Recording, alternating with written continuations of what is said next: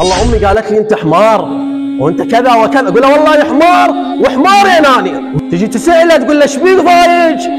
يقول والله والدي سمعني كلام ازعجني. ماذا قال لك والدك؟ قال والله قال لي انت ما بي خير، انت ما بي خير.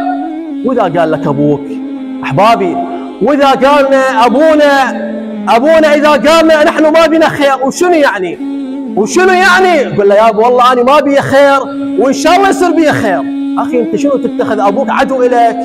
انا بس اريد افهم من الابناء عندما يسمعون كلام من ابائهم لماذا ياخذون على محمل الجد؟ لماذا؟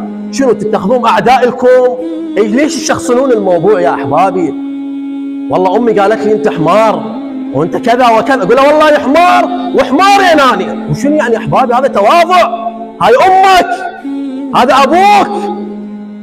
والله اني اصرف عليك. نعم يا ابي انت تصرف علي، وانت اللي ربيتني وانت اللي كبرتني، وانا ما بي خير، ما بي خير. اني لوم ابويا وامي ودعوات ابويا ودعوات امي ما اوصل اللي وصلت احبابي.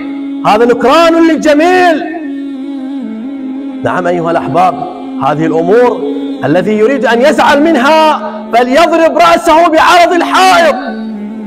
ابوك، هاي امك، شباب، اطفال، ابناء، كبار، متزوجون. هذا كله الكلام موجه لنا جميعا ايها الاحباب. رضا الله من رضا الوالدان. الامر مقرون